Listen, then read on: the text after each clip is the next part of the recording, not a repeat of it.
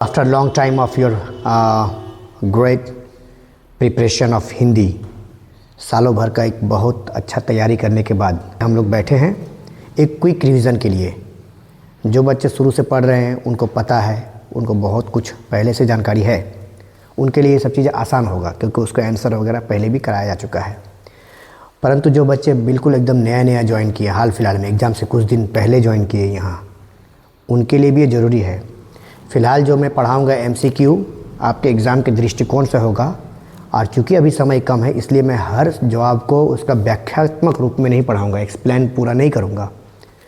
कई जगह में आपको रीज़न जानने का मन करेगा कि क्या रीज़न है आंसर का। चूँकि अभी समय नहीं है इसलिए आप लोग फ़िलहाल एक दिमाग में उसको रखिए, और अगर ज़्यादा ही जानकारी का रीज़न का अगर आप लोग को इच्छा जागता है तो फिर मैं इस PDF के अंत में सारे आंसर का कारण भी, रीज़न भी मैंने दिया है, खास करके व्याकरण वाले का। अभी कम समय में किस तरह से दिमाग में रखा जाए ताकि हम एग्ज़ाम में सही मैक्सिमाइज आउटपुट ला सके, है ना। जो बच्चे मेरे पुराने हैं, शुरू से पढ़ रहे हैं, उनको सारा चीज़ें, सब चीज़ें मालूम हैं। जो बच्चे नए हैं उनके लिए बिल्कुल ये नया होगा, परंतु फ़िलहाल एग्ज़ाम के दृष्टिकोण से आपको पढ़ना है। इस बात को ज्ञात करना है कि अभी फ़िलहाल कोई नया क्वेश्चन याद नहीं करना है, पहले का पढ़ा हुआ को रिवाइज करना है। साथ में कुछ MCQ जो कि महत्वपूर्ण है, इसको अपने दिमाग में डाल लेना है। MCQ याद नहीं की जाती है, बस एक बार देख ली जाती है क्योंकि वहाँ ऑप्शन या आंसर वहाँ पर भी अवेलेबल सामने नज़र आता है। आप पहचान लीजिए कि हाँ, यह आंसर क्या होगा। कोई भी MCQ को ध्यान से अगर एक बार देख लीजिएगा, एग्ज़ाम हॉल में आपको दिक्कत नहीं होगा। इस बात के लिए तो एकदम आश्वस्त रहिए कि जो मैं MCQ खास करके किताब का और आपका व्याकरण का यहाँ बनाया हूँ, आप इस बात पर आश्वस्त रह सकते हैं कि पूर्व के भांति, इससे पहले भी जो हमारे बच्चे पढ़े थे उनका भी लगभग एक दावा के तौर पर मैं ये कह सकता हूँ कि 90% क्वेश्चन फंस गए थे पूर्व में। इस बार भी उम्मीद करते हैं ऐसा ही हो। इसी पॉजिटिविटी के साथ में मैंने ये मटेरियल्स आपके सामने बनाया है। ये जो मटेरियल्स है, आपका आने वाला जो एग्ज़ाम है उसका क्वेश्चन पेपर कैसा होगा, उसके लिए तो बोर्ड ने मॉडल पेपर जारी किया था। उस मॉडल पेपर पर आधारित हमने क्वेश्चंस को यहाँ पर सेट किया है। यहाँ पर केवल मॉडल पेपर का क्वेश्चंस नहीं है, कुछ ऐसे भी क्वेश्चंस हैं झारखंड बोर्ड में पूर्व में आ चुके हैं, पहले भी आ चुके हैं। वो सब क्वेश्चंस को एक जगह में ला करके आपके सामने हम चलिए शुरू करते हैं। ध्यान से सुनना है बस।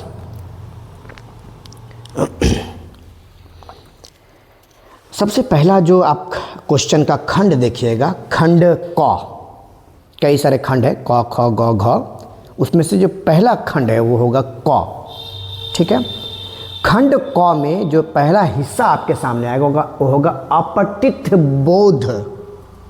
इसका मतलब होता है इंग्लिश में अनसीन पैसेज, अर्थात अपठित यानी किसी किताब का पाठ के अंदर में से नहीं है, अपितु वो कहीं से भी 10 लाइन 15 लाइन आपको दे दिया है। जैसे यहाँ पर पुस्तकों के बारे में बताया गया कि किताब क्या है। हो सकता है कि AI के बारे में दे दे, हो सकता है कंप्यूटर के बारे में दे दे। तो ये कोई बहुत बड़ा चैलेंज नहीं है, आप इसको आराम से सॉल्व कर सकेंगे एग्जामिनेशन हॉल में। वहाँ पर जब पहली बार क्वेश्चंस पढ़ेंगे आराम से, तब सॉल्व कर लीजिएगा। जो मॉडल पेपर का है वो मैंने आपके सामने एक मॉडल के रूप में रखा ताकि आप अपने क्वेश्चंस को भी समझ सकिए। तो पहला, निम्नलिखित गद्यांश, ये जो गद्यांश है को ध्यानपूर्वक पढ़कर पूछे गए प्रश्नों का उत्तर दें। ये जो गद्यांश है इनमें 4 MCQ पूछे जाएंगे पहला गद्यांश से। तो ये गद्यांश को पढ़ते हैं, आराम से पढ़ेंगे गद्यांश को। पुस्तकें मनुष्य की सबसे अच्छी मित्र होती हैं। ओके, वे हमें ज्ञान, मिस्टेक है यहाँ पर, मिसटाइपिंग है, प्रेरणा और मनोरंजन प्रदान करती है। ज्ञान, प्रेरणा और मनोरंजन प्रदान करती है। पढ़ने की आदत ना केवल हमारी शब्द संपदा को बढ़ाती है बल्कि हमारी सोच को भी गहराई देती है।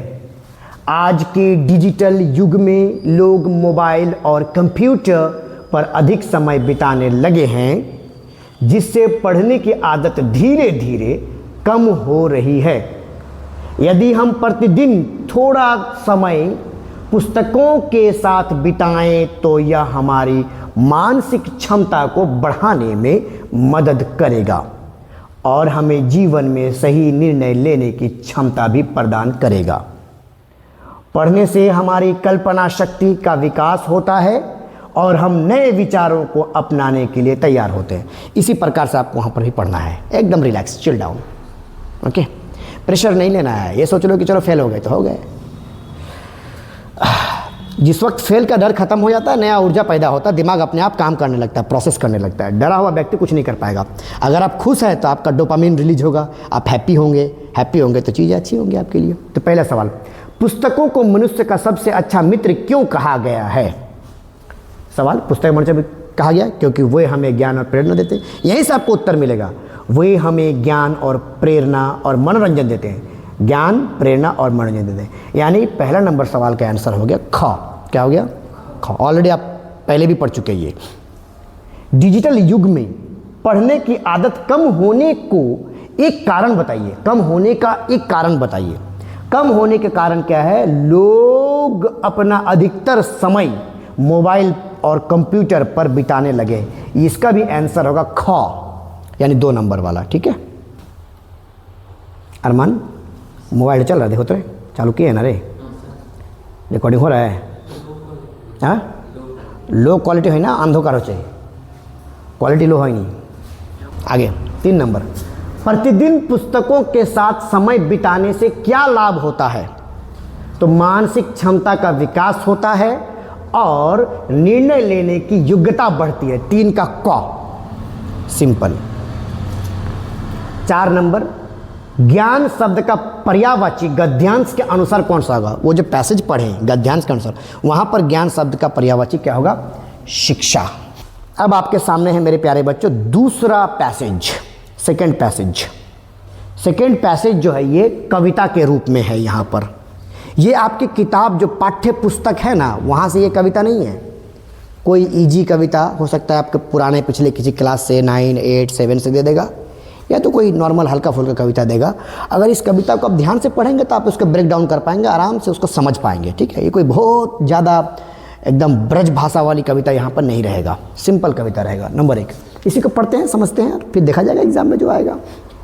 पर्वत कहता है शीश, पर्वत कहता है शीश उठाकर, पर्वत अपना गर्दन उठाकर कहता है तुम भी ऊंचे बन जाओ। तुमसे कह रहा है मेरे प्यारे बच्चे, ऊंचे अपने विचार ऊंचा करो।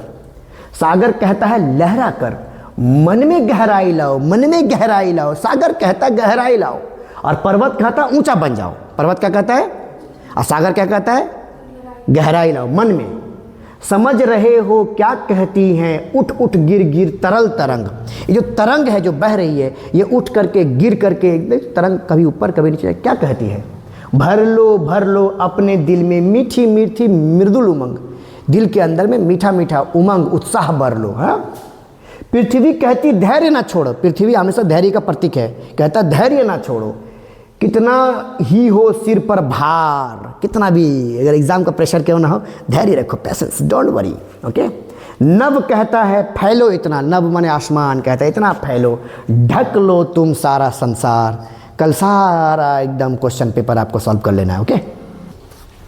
कविता, प्राकृतिक संदेश में सागर से कवि हमें क्या सीख लेने को कहता है? सागर से सीख लेने कहता है मन में गहराई लाना। ख नंबर, क्या बोल रहे हैं? ख नंबर। दूसरा, कविता में पर्वत का संदेश क्या है? पर्वत का संदेश है ऊंचाई और महानता। धैर्य तो पृथ्वी का संदेश है, लेकिन पर्वत का संदेश ऊंचाई और महानता, यानी ग नंबर, यानी 3 नंबर ऑप्शन सही है। तीसरा, सागर कहता है लहरा कर। यहां सागर किस गुण को अपनाने का संकेत देता है? सागर देता है बच्चों गहराई का। किसका? गहराई का। सिंपल, सागर गहराई का संकेत देता है ना। उठ उठ गिर गिर तरल तरंग किस जीवन स्थितियों का प्रतीक है? कौन सा जीवन स्थिति का प्रतीक है बाबू? कठिनाई और सफलता। कठिनाई सफलता, कठिनाई सफलता। कठिनाई होगी, उठना गिरना आपके जीवन में लगा हुआ है। चलिए, तो पहला जो आपका अपठित पाठ है उसमें से 8 सवाल रहेगा। 4 सवाल कोई लाइन से रहेगा, 4 सवाल हो सकता है कविता के रूप में आए। घबराने की बात नहीं, वहाँ आराम से पढ़िएगा, हो जाएगा। क्वेश्चन नंबर 9 से लेकर के 16 तक, 9 से लेकर के जो 16 तक क्वेश्चन होगा, ये भी 8 सवाल होगा, वो व्याकरण से। यानी खंड क का पहला पार्ट जो है अपठित पाठ से, यानी अनसीन पैसेज से 8 क्वेश्चन रहेगा, और व्याकरण से रहेगा 9 से लेकर 16, यानी ये भी 8 क्वेश्चन रहेगा। 9 से लेकर 16 के बीच में कौन कौन से सवाल वो रहेंगे, उनका आज हम लोग पूरा ब्रेक डाउन कर लेंगे एक एक करके। वाक्य के भेद है, कर्म के भेद हैं, वाच्य हैं, समास हैं और भी सब हैं, तो एक एक करके हम लोग ब्रेक डाउन करेंगे। पहला होगा वाक्य के भेद। पुराने बच्चे ऑलरेडी पहले से पढ़ रखे हैं, नए बच्चों के लिए दिक्कत है कि सर व्याकरण में तो हम कुछ पढ़े नहीं है फ़िलहाल। बहुत सारे बच्चे ऐसे हैं जो अभी हाल फिलहाल में 15 दिन पहले 20 दिन पहले ज्वाइन किए हो, तो बिल्कुल उनको व्याकरण का ज्ञात नहीं है। तो ऐसा कुछ हम क्लू आपको देते हैं, उसको याद रखिएगा। क्विक क्लू आप अपना कॉपी में लिख सकते हैं, ठीक है, लिख लीजिए ज़रूर, क्योंकि जब क्वेश्चन आंसर करेंगे तब आपको इजी होगा। वाक्य के भेद। पहला वाक्य के प्रकार है सरल, संयुक्त, मिश्र और उपवाक्य। कितने प्रकार के वाक्य रह गए? सरल, कमान बोलिए, सरल, दूसरा, तीसरा, चौथा उपवाक्य। सरल वाक्य सिंपल है, उसमें क्रिया को करने वाला और सिंपल एक क्रिया रहेगा। मैं सो रहा हूँ, मोहन पढ़ रहा है, मैं देख रहा हूँ। ये सिंपल है, एक क्रिया को करने वाला है और दूसरा एक साधारण सा क्रिया है। ही मेन वर्ब होगा, 2-3 अलग अलग काम नहीं होगा, एक ही काम होगा। मैं पढ़ रहा हूँ और लिख रहा हूँ, 2 काम नहीं होगा। मैं पढ़ रहा हूँ और गा रहा हूँ, नहीं होगा 2 काम। मैं पढ़ा रहा हूँ और टीवी भी देख रहा हूँ, 2 काम नहीं है यहाँ। और लगा के 2 कोई काम नहीं होगा, एक ही काम होगा। जहाँ एक काम हो जाए, वाक्य को आराम से पढ़ना है। मैं पढ़ रहा हूँ, एक काम हो रहा पढ़ने का, समझ आ रहा है ना? वो सरल वाक्य है, सरल वाक्य। दूसरा हो गया संयुक्त। संयुक्त माने जुड़ जाना, 2 वाक्य जुड़ा रहेगा। तो जोड़ने वाला कौन रहेगा? और क्या रहेगा बाबू? और या, पर, लेकिन। बोलिए एक बार, आपकी क्लास 10th के अनुसार बता रहा हूँ। और बोलिए एक बार मेरे साथ, उसके बाद कितना है? 4। याद रख पाएंगे क्या जहन? बिल्कुल। तो अगर किसी वाक्य में और, या, पर, लेकिन ये 4 हैं तो क्या वाक्य हो गया? संयुक्त वाक्य हो गया। तीसरा, मिश्र वाक्य में एक प्रधान उपवाक्य। क्या बोला मैंने? मेरे साथ बोलिए, एक प्रधान उपवाक्य प्लस आश्रित उपवाक्य। अब इन दोनों के बीच में जो जोड़ होगा, या आगे रहे या पीछे रहे, जो भी हो, वो आपको खोजना है कि मैंने क्या बोला? जो, जब, क्योंकि, यदि। पहला कितने सारे हैं? 5। हाथ की उंगली कितना? 5। ये 5 अगर रह गया, कि, जो, जब, क्योंकि, यदि, ये नहीं, आदि वाला नहीं। आदि माने और भी कुछ होता है, लेकिन आपके 10th के अनुसार इतना याद रखोगे आप, बहुत तीर मार दोगे। ओके, मिश्र वाक्य हो गया। तीसरा हो गया उपवाक्य। एक आश्रित भाग, अलग से पूरा वाक्य नहीं होगा। उपवाक्य का पहचान होगा, पूरा वाक्य नहीं रहेगा। एक बात तो मैं बोल रहा हूँ, कि, जो, जब, क्योंकि, यदि अगर रहा तो आप इतना समझ लेना कि 90% मिश्र होगा। आपका मैट्रिक में जब आप बैठोगे, संभवतः ज़्यादातर क्वेश्चन संयुक्त और मिश्र से ही रहेंगे। आपको समझ में आ गया संयुक्त की पहचान क्या है? और, या, पर, लेकिन। और मिश्र का पहचान कि, जो, जब, क्योंकि, यदि। क्लियर है ना? तो चलिए देखते हैं। वाक्य भेद रचना के आधार पर। यदि तुम मन लगाकर पढ़ोगे तो परीक्षा में अवश्य सफल होगे। कौन सा वाक्य होगा? मैं तो यहाँ पर काला कर दिया हूँ, इसलिए जवाब दे रहे हो क्या? क्यों जवाब दिए? क्यों? क्यों? क्योंकि क्या है? जोर से बोलो। यदि है। अगर यदि है तो वो क्या हो गया? बस सिंपल। अगर देखो, हम तो बस सीधा बोलेंगे क्या है, नहीं है, छोड़ो भाई। यदि देख लिया, मिश्र में मार दिया, ठीक। मोहन पढ़ाई करता है और सोहन खेलों में अच्छा है। क्यों भाई? जो गुणी होता है उसे सभी चाहते हैं, बाकी छोड़ो। क्या देखोगे? मिश्र वाक्य। मिश्र वाक्य का पहचान क्या क्या है और क्या क्या? जो, जब, उसके बाद क्योंकि, यदि, की। क्या क्या है? Very good. चलो 4 नंबर। मैं चुपचाप सुनता रहा। बताओ क्या होगा? आगे पढ़ने की जरूरत है क्या? और वह बक बक करता रहा, क्या होगा? तुम चुपचाप पढ़ते रहे और सर यहाँ बक बक करता रहा, क्या हो गया? संयुक्त वाक्य। आगे, जो व्यक्ति परिश्रम करता है, कम ऑन, वह अवश्य सफल होता है। कम ऑन, क्या मिलेगा? वेरी गुड, वाह वाह वाह वाह, ये होता है दिलेर बच्चे। आगे, जब वर्षा होती है, जब वर्षा होती है तब मोर नाचने लगते हैं। रचना के आधार पर वाक्य का भेद बताइए भैया, क्या होगा? क्योंकि जब है, जब कहाँ? यहाँ है, अच्छा सामने है, वेरी गुड। 7 नंबर, तुम स्कूल जाओ और मैं घर पर रहूंगा। अब कौन सा होगा ये? क्यों बाबू? और है इसलिए, वेरी गुड। ये और जो है ना, ये और, ये दो अलग अलग वाक्य है। तुम स्कूल जाओ, मैं घर पर रहूंगा, इन दोनों को जोड़ दिया गया। किसने जोड़ा? और ने, वेरी गुड। यहां पर कॉमा नहीं होना चाहिए था। सूर्योदय हुआ और उजाला छा गया। बोलो भैया, क्यों बाबू? और के लिए सूर्य। 8 का डी, संयुक्त वाक्य। रचना के आधार पर किसी वाक्य में एक प्रधान वाक्य और शेष आश्रित उपवाक्य होता है तो वो क्या होगा? प्रधान और आश्रित दोनों मिला क्या बनेगा? मिश्र। Very good. मिश्र वाक्य में एक प्रधान उपवाक्य और शेष कौन सा उपवाक्य होता है? आश्रित उपवाक्य। एक प्रधान तो शेष आश्रित। बी नंबर, पहले ही बताया था, प्रधान प्लस आश्रित मिलकर के मिश्र। मैंने उसे बुलाया क्योंकि, बोलो क्या होगा? कम ऑन, आंसर मत देखो। क्यों बाबू? क्योंकि, थोड़ा जोर से बोल पाओगे क्या?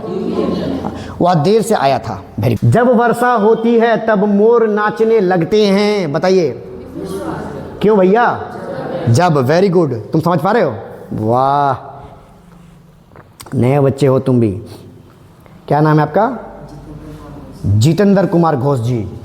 अब अगला, जो परिश्रम करेगा वह अवश्य सफल होगा। यह किस वाक्य का है? क्यों भैया? वह है इसलिए, जो है इसलिए। Very good. जहां जहां वह गया उसका बहुत सम्मान हुआ। क्या है? मिश्र वाक्य है। जो जैसा करता है वह वैसा ही पाता है, जैसे करनी वैसी भरनी। बताइए क्या होगा? क्यों बाबू? जो है। जब जो है इसलिए क्या हो गया? मिश्र वाक्य हो गया। जब बारिश होगी तब किसान हल चलाएगा। बोलो क्या होगा? क्यों बाबू? तब के लिए नहीं, जब के लिए। वेरी गुड, आप जब के लिए बोलना चाह रहे हो, ठीक है। जो विद्यार्थी परिश्रमी होते हैं वे उन्नति करते हैं। बोलिए क्यों बाबू? ज्यादातर तो संयुक्त और मिश्र ही है ना। ओके। जब सभा समाप्त हुई तब सब लोग चले गए। सभा समाप्त, सब लोग चले गए। कौन सा वाक्य है? क्यों बाबू? जब के लिए। मैं उसका जन्म स्थान नहीं जानता। कौन सा वाक्य है? सरल वाक्य है, इसमें एक ही काम, जन्म स्थान नहीं जानता। उसने कहा कि मैं निर्दोष हूं। कौन सा वाक्य? मिश्र। क्यों बाबू? की है ना। हाँ, क्योंकि देखो मैंने क्या कहा कि रहेगा तो भी वो मिश्र वाक्य होगा। उसने कहा कि मिश्र वाक्य। क्लियर हो गया? रमेश आया और मोहन चला गया। बोलो भाई क्यों बाबू? और वह मुझे आने के लिए कहता है। कौन सा वाक्य है? सरल। जब वर्षा शुरू हुई तब मोहन आ गया। क्यों बाबू? जब, यहाँ पर जब लगा हुआ है लिहाजा ये मिश्र वाक्य है। साधु ने आशीर्वाद दिया और गायब हो गया। सही। उसने खाना खाया और सो गया। बोलो भाई साहब क्यों बाबू? और मैं बोलूँगा नहीं ये मिश्र है तो होगा? क्यों नहीं होगा? बस यही कॉन्फिडेंस होना चाहिए। ये नहीं कि कोई बोल दिया अरे बी नहीं होगा सी होगा, वहाँ पर आप कभी कभी उस पर विश्वास कर लेते हो। जैसे ही कार्यक्रम समाप्त हुआ सब लोग घर चले गए। बताइए भैया क्यों बाबू? जैसे के लिए। बच्चा दूध पीकर सो गया। सरल वाक्य। यही छात्र कक्षा में प्रथम आया। सरल वाक्य। हमारा उद्देश्य रहता है कि हम आत्मनिर्भर हों। क्यों बाबू? की है। Very good. जिस वाक्य में एक समापिका क्रिया होता है उसे वाक्य क्या कहते हैं बच्चों? सर, एक समापिक क्रिया, एक ही क्रिया हो रहा है। जहां चाह होती है वही राह होती है। बताओ, ये तो एक क्रिया विशेषण है। अब दूसरा है बाबू क्रिया के भेद। तो क्रिया के भेद के बारे में चलिए, सकर्मक, अकर्मक, द्विकर्मक, प्रेरणार्थक जो भी है इसका थोड़ा सा क्लू दे देते हैं। क्लू मतलब हल्का सा हिंस जिसके माध्यम से आप ये एमसीक्यू आराम से सॉल्व कर पाओगे। क्रिया के भेद, सकर्मक, इसमें कर्म होना चाहिए। आप बताए थे कर्ता कर्म, आपको सब पहले भी पढ़ा चुके हैं, बट अभी ज़्यादा डिटेल्स में नहीं जाएंगे। इसमें कर्म होना चाहिए, अर्थात आपको क्या जानकारी मिलेगा वाक्य से कि क्या काम हो रहा है, क्या हो रहा है ना, क्या का जानकारी होगा। अकर्मक कर्म नहीं होगा, यानी क्या का उत्तर नहीं मिलेगा। और द्विकर्मक दो कर्म, किसे और क्या, मतलब किसे और क्या हुआ। जैसे माँ बच्चे को पानी पिलाया, किसे, बच्चे को क्या किया, पिलाया, है ना। माँ ने बच्चे को दूध पिलाया, किसे, बच्चे को क्या, दूध पिलाया गया। ये अगर हो गया तो ये हो गया द्विकर्मक। क्या हो गया। और दूसरा है प्रेरणार्थक। प्रेरणार्थक मतलब किसी के द्वारा कोई काम करवा लिया गया हो, उस जो क्रिया है ना उसके अंत में वाना वाया लाया, जैसे पिलाया खिलाया, कराना पिलाना खिलाना सुलाना पढ़ाना अगर हो गया, है ना, माने किसी के द्वारा कोई काम करवा लिया गया हो। पक्षी आकाश में उड़ रहे हैं, ये अकर्मक है, क्योंकि पक्षी जो उड़ रहा है आकाश में, आकाश पर कोई क्रिया हो रहा है क्या। कौन सा वाक्य अकर्मक क्रिया का उदाहरण है। यहाँ से कई सारे वाक्य दे दिए गए हैं। कभी कभी वाक्य दे देगा और बोलेगा कौन सा क्रिया है, कभी कभी बोलेगा भैया अकर्मक है तो बताओ कौन सा है। रीमा सिनेमा देखती है, रीमा क्या, क्या का जवाब मिल रहा है, सिनेमा, है ना। सीता लिखती है क्या, पत्र, है ना। मयूर नाचती है क्या, कुछ पता चल रहा है क्या, क्या का जवाब मिलेगा। थोड़ा सा और ध्यान देना है इस चीज़ को। मयूर नाचती है, बताओ क्या, कुछ और कोई जवाब मिल रहा है क्या, नहीं ना, मयूर नाचती है। श्याम ने गाना गाया, श्याम ने गाया क्या, गाना। अगर पता चल जाए कि श्याम ने गाना गाया और उसे तुम अपने आप से सवाल पूछो, श्याम ने गाया क्या, गाना, मिला ना। अगर ऐसा जवाब मिल जाए तो वो सकर्मक है, और अगर कोई क्या का जवाब ना मिले तो वो अकर्मक है। जैसे यहाँ पर पूछ रहा अकर्मक कौन है, मयूर नाचता है क्या, अकर्मक है। ओके। बच्चा सो रहा है, ये कौन सा क्रिया है, अकर्मक। बच्चा सो रहा है, जैसे मयूर नाचता है क्या, श्याम गाना गाता है, तो गाना एक गाना को गाया जा रहा है। यहाँ बच्चा सो रहा है तो सोने दो ना, क्या उसको डिस्टर्ब करेंगे, वो अकर्मक है। बच्चा सो रहा है क्या, कोई जवाब मिल रहा है क्या, है ना, नहीं ना। निम्नांकित में से अकर्मक क्रिया किस वाक्य में है। गाय घास खाता है। अब सवाल आराम से, तुमको वहाँ पर काला होकर नहीं मिलेगा, अपने से सवाल पूछना कि अकर्मक है कि सकर्मक है। जब अकर्मक सकर्मक देख लोगे ना तो यही सवाल पूछना। गाय घास खाती है, गाय खाती है क्या, घास, तो ये तो सकर्मक हो गया। दूसरा, रानी गाना गाती है, रानी गाना गाती है, रानी गाती है क्या, गाना, क्या हो गया, सकर्मक। राजू पत्र लिखता है, राजू पत्र लिखता है क्या, जवाब मिला, तो ये सकर्मक हो गया। बच्चा रोता है क्या, कोई जवाब है, रोता है तो रोते दो, तो ये हो गया अकर्मक। ड्राइवर बस चला रहा है, ड्राइवर चला रहा है क्या, क्या होगा, सकर्मक। जिस वाक्य में कर्ता क्रिया और कर्म तीनों होता है, कर्ता करने वाला, क्रिया जो काम हो रहा है वो, और कर्म जिस पर काम हो रहा है। जैसे ड्राइवर कर्ता हो गया, चला रहा है क्रिया हो गया, और जिस पर काम हो रहा है यानी बस को चलाया जा रहा है वो हो गया कर्म। अगर तीनों हो तब क्या हो गया, सकर्मक। और जब कर्म ना हो, बस कर्ता हो और क्रिया हो, कर्म ना हो माने जिस पर काम हो रहा है वो ना हो, तो हो गया कर्मक। ये भी बात समझ में आ रहा है कि नहीं आ रहा है, वेरी गुड, सकर्मक। माली ने फूल तोड़ा, माली ने तोड़ा क्या, तो क्या हो गया, बिल्कुल। कौन सा वाक्य सकर्मक क्रिया का उदाहरण है, ये उल्टा पड़े क्या, डी नंबर। बच्चा हंसता है क्या, कोई जवाब मिल रहा नहीं। वह सोता है क्या, कुछ जवाब नहीं मिल रहा है। तोता उड़ता है, कुछ नहीं। राम कार चलाता है, राम चला रहा है क्या, जवाब मिला, ये क्या हो गया, सकर्मक। कर्मक क्रिया का उदाहरण चुने। बच्चा रो रहा है, बच्चा रो रहा है क्या, कुछ नहीं, रोने दो।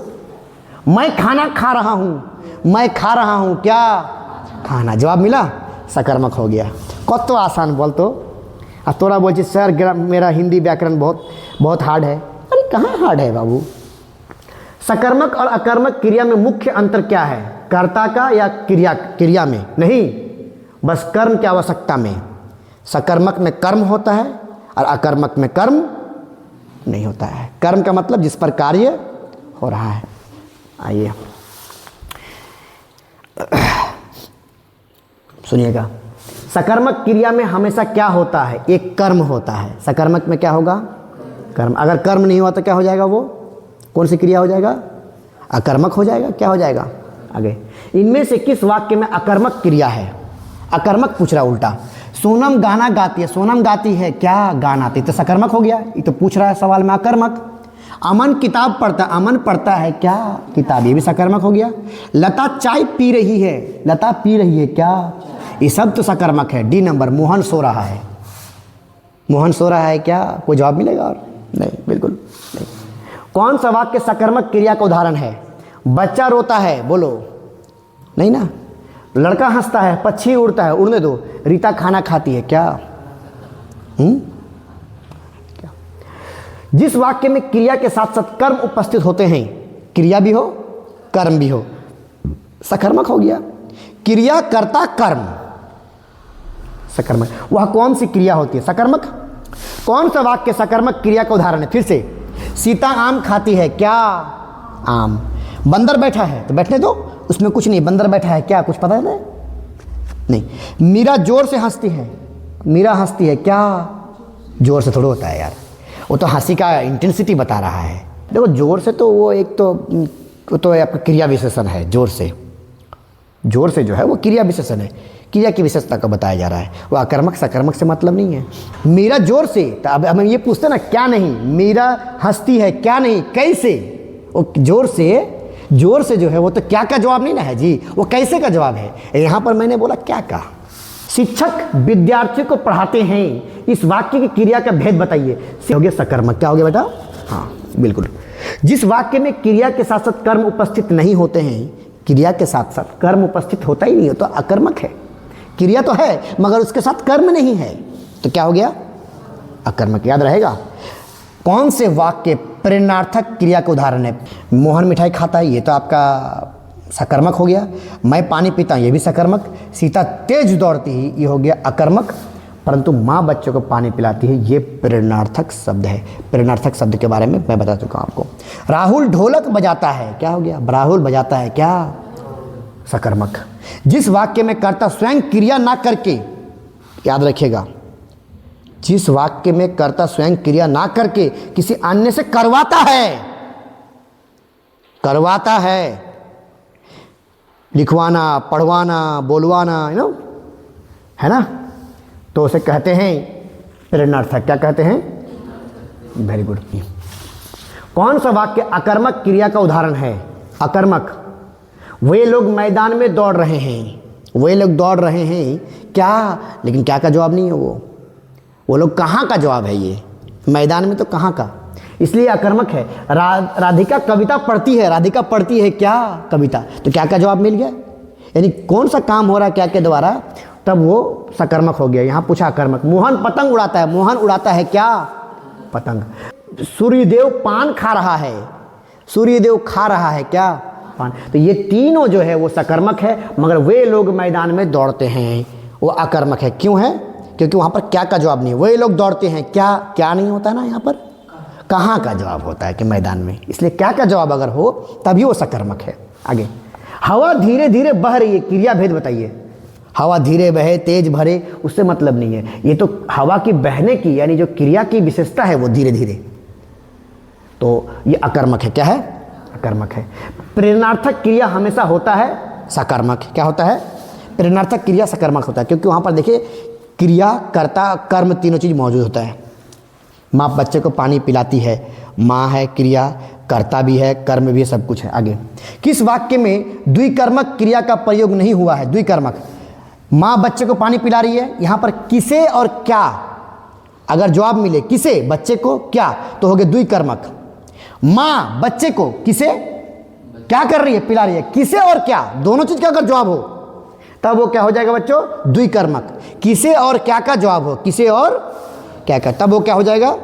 द्विकर्मक। बता दिया मैंने क्लू में। माँ बच्चे को आम और केला खिला रही है, तो किसे? बच्चे को क्या आम और केला खिला रही है, तो ये भी होगी आपका द्विकर्मक। डी नंबर पढ़ते उल्टा, सी को बाद में पढ़ते लास्ट में, क्योंकि वो आंसर है तो बाद में। माँ बच्चे को आम खरीद कर खिलाती है, खरीद कर खिलाए, तोड़ के खिलाए, उससे मतलब नहीं है। माँ किसे क्या खिला रही है, किसे? बच्चे को क्या खिला रही है। लेकिन यहाँ पर पूछा द्विकर्मक, माँ और बच्चे आम खाते हैं, किसे का कोई जवाब नहीं है। क्या हो रहा है? आम खाते हैं। समझ में आ रहा ना? चिड़िया आसमान में उड़ती है, यहाँ पर आप ध्यान से देखिएगा, पहला 1 नंबर सवाल भी वही था। चिड़िया आसमान में उड़ती है, अकर्मक है। चिड़िया उड़ती है, क्या? क्या का जवाब नहीं है। कहाँ? कहाँ का जवाब है? आसमान, इसलिए यह अकर्मक है।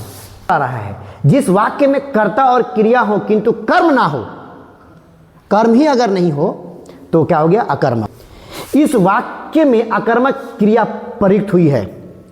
कौन सा? अकर्मक है, बच्चे सो रहे हैं। बाकी तो सकर्मक है, बच्चे केले खा रहे हैं। बच्चे खा रहे हैं क्या? केले। केले पे काम हो रहा है। लड़का पत्र लिख रहा है, लड़का लिख रहा है क्या? पत्र हो रहा है। यह पुस्तक पढ़ रहा है, वह पुस्तक पढ़ रहा है, वह पढ़ रहा है क्या? पुस्तक। तो ये सब बाकी तो सकर्मक है, सवाल है अकर्मक का, बच्चे सो रहे हैं। इनमें से किस वाक्य में अकर्मक क्रिया है? सीता गाना गा रही है, ये तो अकर्मक नहीं है। ये सकर्मक है, ये भी सकर्मक है। सब में जवाब मिला। मोहन सो रहा है, ये अकर्मक है। नरेश पत्र लिख रहा है, क्या? सकर्मक है। क्या है बाबू? सकर्मक है। किसान बहुत तेज दौड़ रहा है, किसान क्या? तेज दौड़ रहा। तेज दौड़े, धीरे दौड़े, वो तेज तो क्रिया विशेषण है, वो अकर्मक क्रिया हो गया, है ना। वह पानी पी रहा है, वह पी रहा है क्या? पानी, सकर्मक क्रिया हो गया। मनु दिन में सोता है, मनु दिन में सोया, रात में सोया। मनु सोता है, ये क्या? क्या का जवाब नहीं मिलता, बल्कि कब का जवाब मिल रहा है। मनु सोता है कब? दिन में। तो क्या का जवाब नहीं है, लिहाजा ये अकर्मक है। तुम कहाँ रहते हो? अकर्मक है। तुम रहते हो कहाँ? सवाल ही पूछा गया। रानी ने सांप को मार दिया, रानी ने मार दिया किसको? सांप को, सकर्मक क्रिया। पक्षी आकाश में उड़ रहे हैं, पक्षी उड़ रहे हैं, आकाश में उड़े, कहीं पर भी उड़े, अकर्मक क्रिया।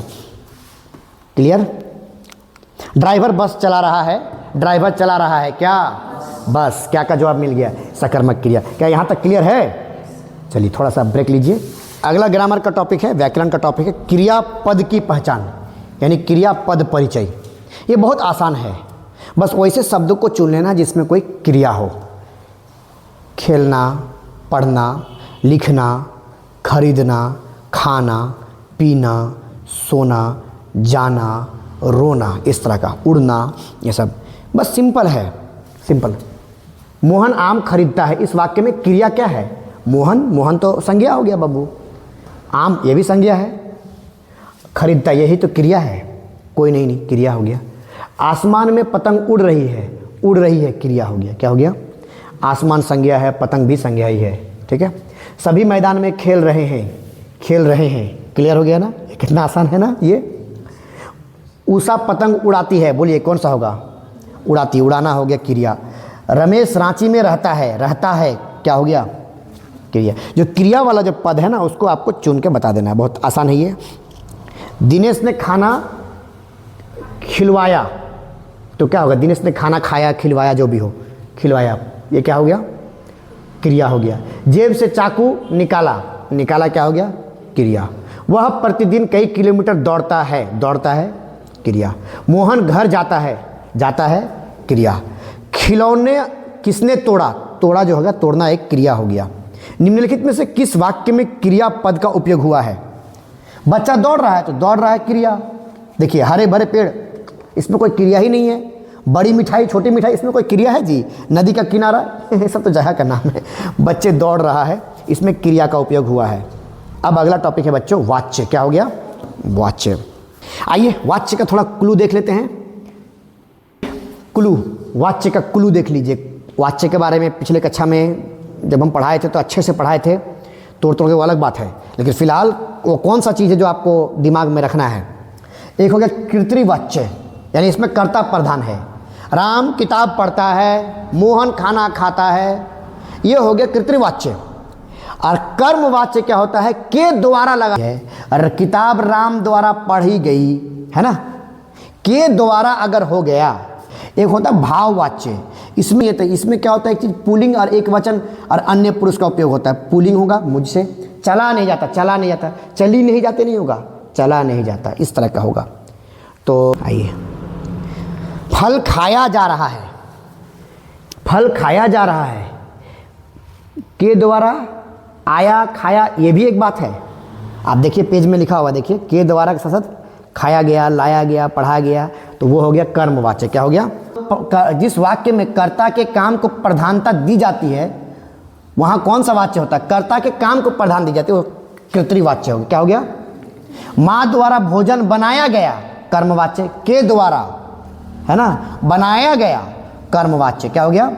पिताजी के द्वारा अखबार पढ़ा गया, क्या हो गया? क्यों बाबू? कर्मवाच्य क्यों हो गया? के द्वारा। जोर से बोलो, क्या हो गया? हाँ, जोर से जाता है। मजदूर के द्वारा, बोलो कौन सा होगा? पेड़ काटा जा रहा है, क्या होगा? मुझसे चला नहीं जाता, भाववाच्य। मुझसे चला नहीं जाता, मुझसे पढ़ा नहीं जाता, मुझसे लिखा नहीं जाता, ये सब क्या हो गया? भाववाच्य। अब यहां से चला जाए, ये भी भाववाच्य है। देखिए, क्योंकि पुल्लिंग है प्लस यहां पर जो आपका कर्ता है वो गौण है। अब यहां से चला जाए, देखिए पर कर्ता का कोई विशेष जो फोकस आ जाए, वो छुपा हुआ करता है, तो भाववाचक हो गया। मैं अब सह नहीं सकता, मैं अब सह नहीं सकता, ये सिंपल है। मैं पढ़ नहीं सकता, पढ़ सकता नहीं हो से कोई मतलब नहीं है। मैं सह सकता, नहीं लगाओ तो कोई बात नहीं है, ये हो गया कर्तृवाच्य, क्योंकि ये कर्ता के ऊपर निर्भर करता है। कर्मवाच्य का उपभेद है आकृतिवाच्य। क्या हो गया बच्चों? आकृतिवाच्य। इसको आप याद रखिएगा थोड़ा। मृदुला के द्वारा पत्र लिखा गया, क्या होगा? के द्वारा कर्मवाच्य। मैं कहानी पढ़ता हूं, क्या हो गया? कर्तृवाच्य। यहां पर जिस वाच्य की क्रिया हमेशा पुल्लिंग, कमान क्या बोला मैंने, याद रखिएगा, पुल्लिंग एक वचन एवं अन्य पुरुष हो, उसे भाववाचक बोलते हैं। क्या बोलते हैं? भाववाचक। अध्यक्ष के द्वारा एक बैठक बुलाई गई, के द्वारा कर्मवाच्य। उन्होंने जिलेबियां बांटी, उन्होंने बांटा, के द्वारा वगैरह है नहीं, यह हो गया कर्तृवाच्य। जिस वाक्य में कर्ता गौण यानी लुप्त हो, वो क्या हो गया? आकृतिवाच्य। मैंने कर्ता है ही नहीं, कर्ता रहेगा तो कर्तृवाच्य, और कर्ता नहीं तो आकृतिवाच्य। अब आप कुर्सी पर बैठिए, कर्तृवाच्य, आप बैठिए। जिस वाच्य में, क्योंकि आप यहां पर है, कर्ता है, बैठने वाला है, जिस वाच्य में कर्ता के कार्य को प्रधानता दी जाती है उसे तो कर्तृवाच्य कहते हैं। क्या कहते हैं? हाँ। लड़कियां सो रही हैं, कर्तृवाच्य। मजदूर के द्वारा पेड़ काटा जा रहा है, यहां पर कर्तृवाच्य, आकृतिवाच्य है, यह भाववाच्य। इनमें से देखिए कुछ नहीं है, क्योंकि मजदूर के द्वारा ये हो गया कर्मवाच्य। क्या हो गया? यहां ऑप्शन है ही नहीं, इसलिए कोई नहीं होगा। ठीक है, थोड़ा ध्यान देना, बस कुछ नहीं। बच्चे गीत गा रहे हैं, क्या होगा बच्चों? कर्तृवाच्य। बच्चे। मजदूर के द्वारा, मजदूर के द्वारा, के द्वारा लगा हुआ तो क्या हो गया? कर्मवाच्य। मीरा के द्वारा, क्या हो गया? के द्वारा लगा हुआ। पिताजी के द्वारा, कर्तृवाच्य के वाक्य में कर्ता के कार्य की क्या होती है? प्रधानता होती है। कर्तृवाच्य में कार्य की प्रधानता होती है। लड़कियां सो रही हैं, कर्तृवाच्य। जिस वाक्य में कर्म का प्रधानता दी जाती है वो क्या हो गया? और जिस वाक्य में कर्ता को प्रधानता दी जाती है वो कर्तृवाच्य। जिस वाक्य में कर्म को प्रधानता दी जाती है वो क्या हो गया? कर्मवाच्य। चलिए, वाच्य खत्म हो गया। अब आते हैं पद परिचय। बहुत आसान है। पद मतलब आप जानते हैं संज्ञा, विशेषण, क्रिया, यही सब पद है। आप पढ़े होंगे noun, pronoun, adjective, verb, same पद परिचय है। दो सवाल ही रखे हैं यहाँ पर। आकाश में बादल छाए हुए हैं, तो यहाँ पर इसमें जो बादल है वो तो संज्ञा है ना, संज्ञा। क्रिया विशेषण शब्द किसे कहते हैं? जो क्रिया की विशेषता को बता दे। किसकी विशेषता बताती है? तो क्रिया की विशेषता, क्रिया विशेषण। जिसे इंग्लिश में हम लोग क्या कहते हैं? एडवर्ब कहते हैं, जो वर्ब की विशेषता को बताए। अब पढ़ेंगे अव्यय। ये बहुत आसान है ना। अब आइए इसका हम लोग थोड़ा सा अपव्यय का थोड़ा क्लू देख लेते हैं। इसको थोड़ा सामने रखिएगा और नोट डाउन कर लीजिएगा।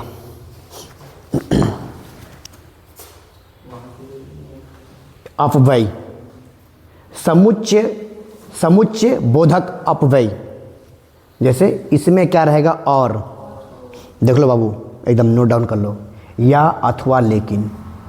मैंने क्लू ठो रखो पहचानने के लिए। क्यों रहेगा उसका डिटेल हम जब अपव्यय पढ़ा थे वहाँ बता चुके हैं। फिलहाल क्लू रखिए। संबंध बोधक जो अपव्यय है, इसमें रहेगा के बिना, के आगे, के सामने। एकदम आपके जैक बोर्ड के अनुसार कुछ क्लू मैं तैयार किया हूँ। एक हो गया, एक है क्रिया विशेषण अपव्यय, जल्दी, धीरे धीरे, समय के अनुसार, आज या कल या बाद में, है ना, या पहले, ये सब हो गया क्रिया विशेषण, है ना, आहिस्ता आहिस्ता, आराम आराम से, ये सब क्रिया विशेषण। और एक है निपात, निपात में भी, ही, तो, तक। तो इसमें देखिए कभी कभी ब्लैंक भरने के लिए आएगा अपव्यय से, तो बहुत ब्लैंक भरने वाला तो बहुत आसान है। बच्चा मुंह से बोलोगे ना सही से तो वो अपने आप मुंह में आ जाएगा। वह रात खाली जगह दिन मेहनत करता है, वह रात और दिन मेहनत करता है। तो अगर कोई बोले कि ये और तो घुस गया, मगर ये किस प्रकार का अपव्यय है, तो आप बता पाओगे किस प्रकार का अपव्यय है? ये समुच्चय बोधक अपव्यय है, क्योंकि और लगा हुआ है। तो खैर यहाँ पर और चला जाएगा। जो अपव्यय दो पदों, उपवाक्यों, वाक्यों को जोड़ता है उसे क्या बोला गया? समुच्चय बोधक। अभी भी मैंने बोला जोड़ने का काम करता है। आप क्लू में देखा लिखा और जोड़ना किसके द्वारा जोड़ता है? मैंने आपको बताया था, और, या, अथवा लगा कर के, या लेकिन लगा कर जोड़ता है। बालक चांद की ओर देख रहा है। मैं आगरा जाऊंगा, इसलिए, और, या कल, या के बिना, मैं कल आगरा जाऊंगा। और ये कौन सा अपव्यय है? कल। अभी भी मैंने बताया था कौन सा अपव्यय है बच्चों? क्रिया विशेषण अपव्यय है। आगे, अपव्यय शब्द की परिभाषा क्या है? तो जो रूप में कभी नहीं बदलता हो, जो रूप में नहीं बदलता हो वो अपव्यय। कल किसी भी रूप में रहेगा, वो नहीं बदलेगा, वो टेंस के अनुसार, ये स्त्रीलिंग पुल्लिंग के अनुसार वो नहीं बदलता है ना। क्रिया बदलता है स्त्रीलिंग के अनुसार। राम आम खा रहा है और सीता आम खा रही है, तो वो बदल गया स्त्रीलिंग पुल्लिंग के अनुसार। लेकिन जो कल है उसका कोई असर नहीं होगा, ये कभी नहीं बदलेगा, और ना ही ये टेंस यानी काल के अनुसार बदलेगा। कल है तो कल है, इस पर कोई काल का या किसी नाउन संज्ञा का, ये क्या कहते हैं, वो लिंग का कोई प्रभाव नहीं पड़ेगा। तो अब ये शब्द क्या है? जो रूप में कभी नहीं बदलता है। क्लियर है? वह जल्दी आया, वाक्य में जल्दी क्या है? जल्दी कोई काम को होना का विशेषता बता रहा है। काम जल्दी हो रहा है, धीरे हो रहा है, तो ये तो क्रिया विशेषण है। समझ ना? मैंने अभी बताया ना, जल्दी, धीरे, आराम से, आहिस्ता, कल, देरी से, बाद में, पहले, ये सब हो गया क्रिया विशेषण। समुच्चय बोधक अवयव कौन सा है? धीरे धीरे, धीरे धीरे समुच्चय बोधक नहीं है, बल्कि ये क्रिया विशेषण है। अरे ये भी नहीं है, अथवा है। समुच्चय बोधक अथवा, क्योंकि दो चीज़ों को जोड़ने का काम करता है, लेकिन अथवा लगा करके, याद रहेगा। वह भी नहीं है। बालक चांद की ओर देख रहा है। क्लियर? निम्न में से कौन सा अव्यय समुच्चय बोधक है? अथवा। 2 बार आ चुका है ये सवाल। सभ्यता डैश संस्कृति दूसरे के पूरक है। सभ्यता और संस्कृति एक दूसरे के पूरक हैं, है ना, एक दूसरे को पूरा करते हैं। इनमें से अव्यय का भेद नहीं है। क्रिया जो है वो अपव्यय का भेद नहीं है। क्रिया विशेषण तो अव्यय का भेद है। जो क्रिया विशेषण है एडवर्ब, वो अव्यय का भेद है, क्योंकि क्रिया विशेषण काल के साथ और लिंग के साथ बदलता नहीं है, लेकिन क्रिया बदल जाता है। अभी भी मैंने बताया क्रिया बदलता नहीं है। आम खाता है, आम खाती है, हाँ, वह जाता है, वह जाती है, बदल गया ना लिंग के साथ में। लेकिन जो क्रिया विशेषण वो नहीं बदलेगा। समुच्चय बोधक तो खुद ही अपने आप में अव्यय नहीं बदलेगा। और निपात भी वो तो नहीं बदलेगा ना। निपात किसको बोला? भी, तक, ये सब क्या है? कभी बदलता है क्या? चलिए, परिश्रम के बिना, अब मैंने बताया था परिश्रम के बिना नहीं मिलता, सफलता नहीं मिलता। और के बिना, के आगे ये संबंध बोधक हो गया। क्या हो गया? संबंध बोधक। डैश चुप हो जाओ, अब चुप हो जाओ, ये क्रिया विशेषण है। अब समय के बारे में बताता, अब, कब, कल, ये सब। मैं भी किताब पढ़ूंगा, मैं भी अगर लगा हुआ, भी जहां पर भी लगा हुआ है वो क्या हो गया? निपात। क्या हो गया? डैश तुम दिखाई नहीं देते, आजकल तुम दिखाई नहीं देते। अव्यय को दूसरे किस नाम से जाना जाता है? तो अविकारी, जिसका विकार नहीं हो। अब आते हैं एक बहुत ही महत्वपूर्ण टॉपिक, समास। क्या आता है? समास। समास ये अपने आप में बहुत बड़ी टॉपिक है, लिहाजा अभी जब मैं आपको क्लू दूंगा, एक क्लू भी अपने आप में पर्याप्त नहीं होगा हर समय के लिए, बट थोड़ी सी जानकारी के लिए काफ़ी है। वरना क्लास में ये लंबा 15 दिन, 16 दिन, 20 दिन तक का क्लास चलता है, फिर भी ख़त्म नहीं होता अपने आप में ये। तो चलिए फिलहाल एग्जाम के दृष्टिकोण से समास। एक समास है अपव्यय वाव। पहला पद अव्यय और प्रधान होता है, पहला पद प्रधान होता है। जैसे प्रतिदिन और आजीवन, ये सब रहेगा। मैंने आपके क्वेश्चंस के अनुसार द्विगु संख्या प्लस संज्ञा बताएगा। जैसे त्रिलोक, त्रि संख्या लोक संज्ञा, है ना। त्रिकोण इस तरह का द्विगु। तत्पुरुष का के की संबंध रहेगा, जैसे राजमहल का राजा का महल, जैसे राजमहल राजा का महल, का के की संबंध तत्पुरुष। कर्मधराय विशेषण प्लस विशेष्य रहेगा, जैसे कमल नयन, तो विशेषण क्या है, हाँ नयन, नयन क्या हो गया विशेष्य, और कमल विशेषण। बहुव्रीहि अर्थ दोनों पदों से अलग अलग हो जाएगा, एकदम अलग अलग, तीसरा कोई अर्थ निकल जाएगा। जैसे नीलकंठ, इसको अगर देखा जाए तो नीला कंठ वाले को नीलकंठ कहा जाता है, मगर ये भगवान शिव के लिए यूज होता है नीलकंठ, है ना। तो एक अलग चीज़ के लिए यूज हो रहा है, उसे बोले बहुव्रीहि। बहुव्रीहि यानी जो माने हैं माने अपनी जगह में रहने दो, मगर यूज किस लिए हो रहा है कि जिसका तीसरा कोई अर्थ और निकाला जा रहा हो, समझ ना। नीलाकंठ समास है, समोसा नहीं, इतना आसान नहीं जो घटक गए। आइए, त्रिलोक किस प्रकार का समास है, द्विगु, क्योंकि देखिए संख्या प्लस संज्ञा, संख्या है त्रि, तीन, लोक संज्ञा, द्विगु। यथासंभव कौन सा समय है, अपव्ययी। क्या हो गया बाबू, अपव्ययी। इसको थोड़ा याद कर लीजिएगा आप लोग। जिस समास में पहला पद अव्यय और प्रधान होता है उसे क्या कहेंगे, अव्ययी भाव बोलते हैं उसको। दूसरा, दो पदों शब्दों का मेल से बना तीसरा पद को क्या कहलाता है, समास।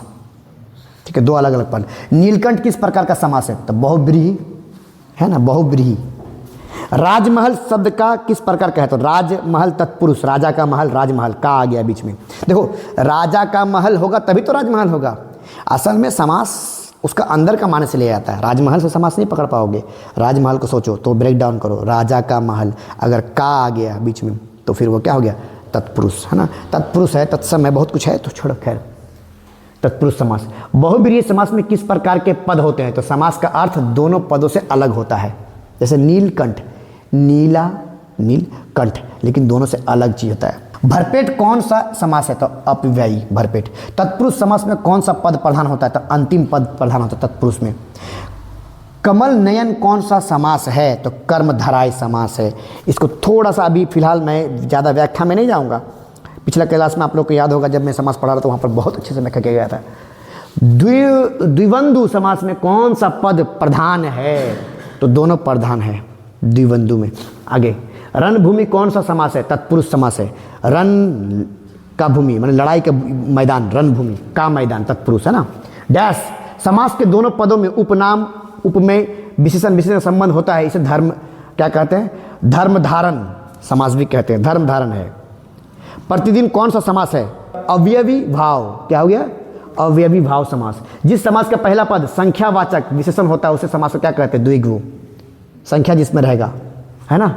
रसोई घर के किस समास का उदाहरण है, तत्पुरुष। रसोई खाना पकाने का घर, रसोई, है ना। देखो ना, डीपर मीनिंग है समास का। इसलिए अभी मैं बोल रहा हूँ, क्या जो बच्चे तुम लोग नए नए हो, समास को कभी समझे नहीं हो, तो फिलहाल ज़्यादा समझने का प्रयास भी मत करो, इसको छेड़ो भी मत। इसको इतना समझ लो कि हाँ बस अभी देख लेता हूँ, बस एग्जाम के दृष्टिकोण से। अभी छेड़ दे जाओगे तो जो समास तुमको छोड़ेगा नहीं, समझ में आ रहा है, ये लपेट लेगा तुमको। इसलिए मैं कह रहा हूँ, जिस समास में पूर्व उत्तर पद प्रधान नहीं होता है, तीसरा अर्थ प्रधान होता है, तो बहुव्रीहि। पहले का पद दूसरा का पद से कोई मतलब नहीं है, तीसरा कोई पद उससे निकल जाता है, मीनिंग थर्ड पार्टी मीनिंग निकलता है, उसे बहुव्रीहि कहा जाता है। आजीवन कौन सा समास है, तो अपव्ययी भावी समास है। नील है जो कमल है, नील है जो कमल है, ऐसे भी सवाल आता है, जिससे नील कमल पता चलता है, ये क्या है, कर्मधराय समास है। नील है जो कंठ है, नीलकंठ, ये क्या है बाबू, बहुव्रीहि, है ना। राजकुमार इस शब्द में कौन सा समाज है, राजकुमार, है ना, तत्पुरुष। विद्यालय, विद्या के लिए आलय जो लग गया है, ये क्या है, तत्पुरुष है। विद्या का घर, आलय माने घर, तो का तत्पुरुष हो गया। नीला है जो अंबर है, नीला है जो अंबर, नीलांबर, नीलांबर, समस्त पद को एक कीजिए तो नीलांबर पर। रात ही रात में, रातों रात। राजा का महल, राजमहल, कौन सा समास है, तत्पुरुष। यथाशक्ति कौन सा समास है, अपव्ययी भावी। जिस समास में उत्तर पद प्रधान हो और विभक्ति का लोप हो उसे क्या कहते हैं, तत्पुरुष। प्रधानाध्यापक, कर्मधराय समास। अब बात करेंगे बेटा अलंकार। अलंकार को भी फिलहाल हम लोग ज़्यादा दिमाग नहीं लगाएंगे, 3 सवाल है याद के लिए। उसकी आवाज़ बिजली की तरह गूंज रही है, ये जो सवाल है ना, इसमें अभी इसको थोड़ा और व्याख्या करने की जरूरत थी, ठीक है, फिलहाल जो ऑप्शन है उसके अनुसार उत्प्रेक्षा हम लोग कर देते हैं, फिलहाल मान के चलते हैं, अभी हम तोड़ेंगे नहीं इसको। पढ़ाई जीवन को उज्जवल बनाती है, ये मानवीकरण वाले कर है। ईमेल लिखना ये अलंकार से नहीं है, थोड़ा अलग है, तो ये हो गया आधुनिक संचार का माध्यम। ये अलंकार बिल्कुल नहीं है, थोड़ा अलग है, तो ईमेल लिखना आधुनिक है, मॉडर्न हो गया। क्लियर भाऊ? चले व्याकरण तो खत्म हो गया।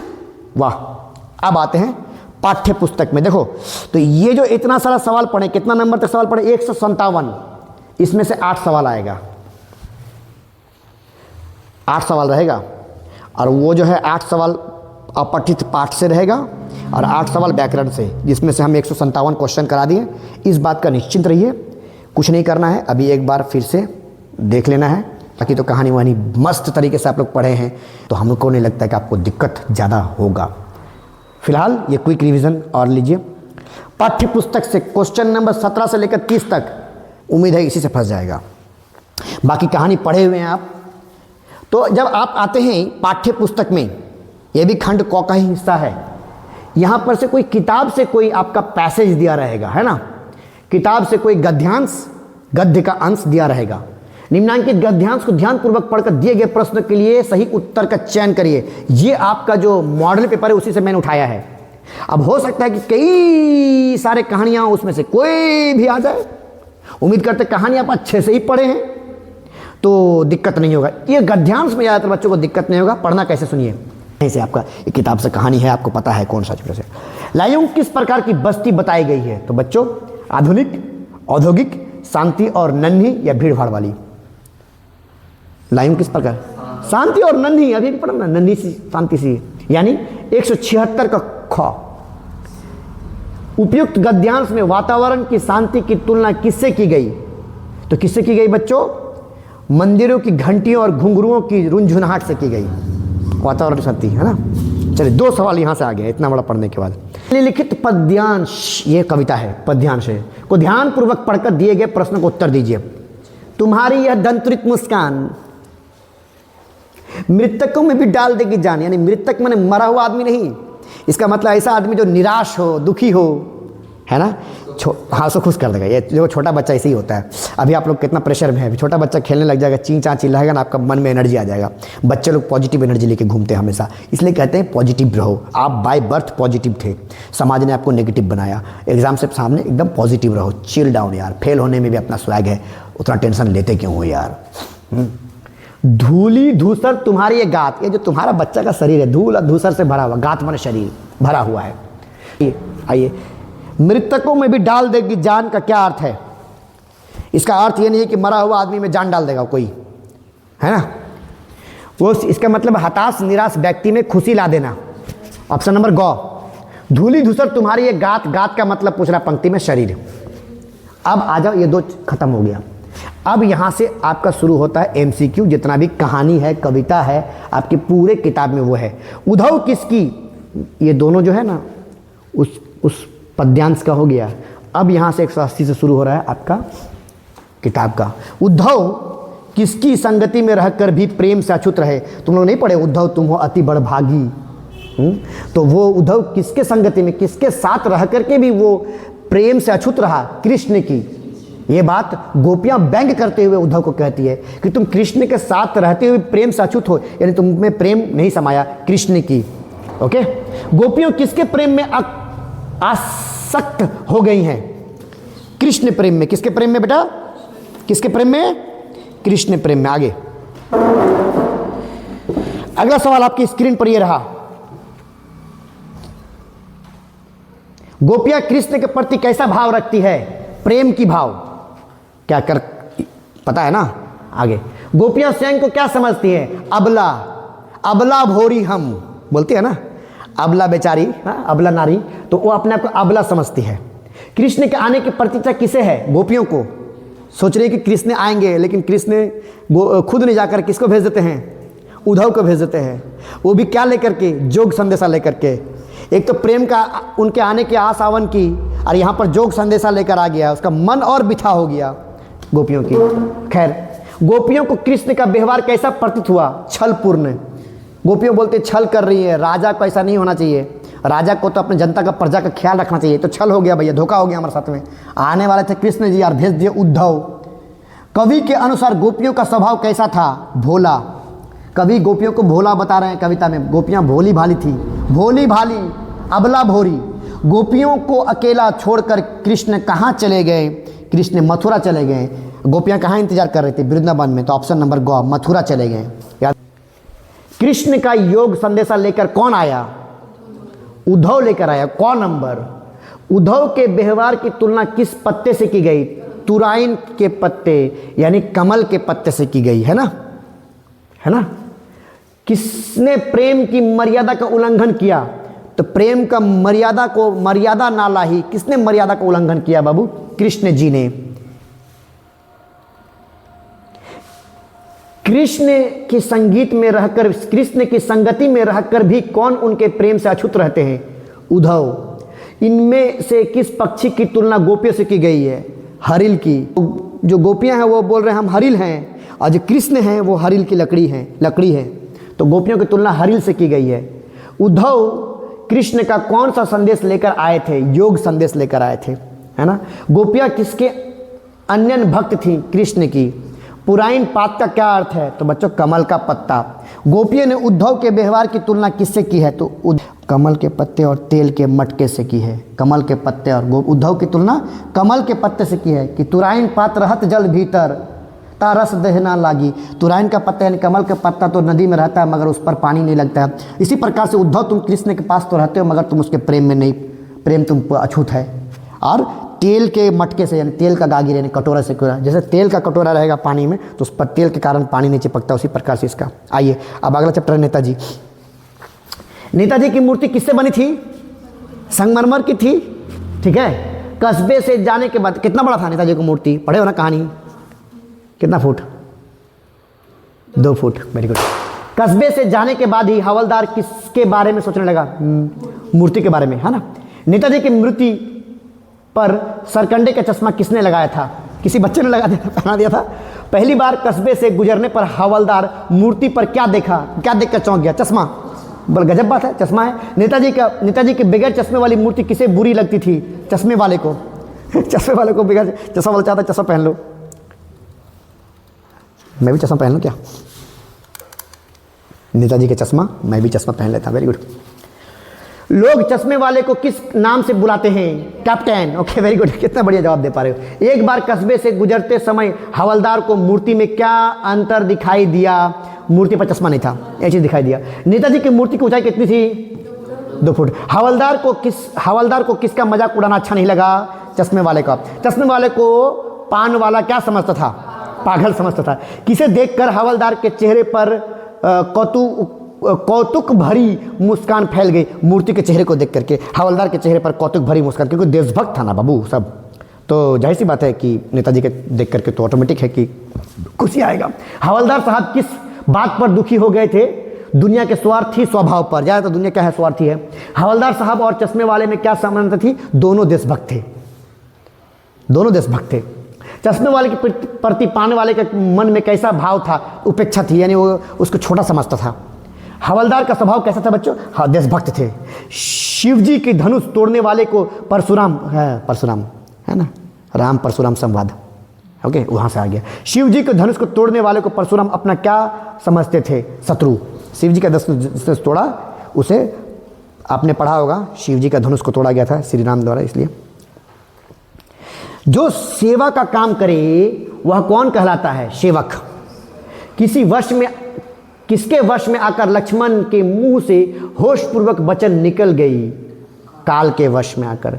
लक्ष्मण का यह कथन एक फूंक से पहाड़ उड़ना परशुराम के किस गुण को दर्शाता है? तो योद्धा का।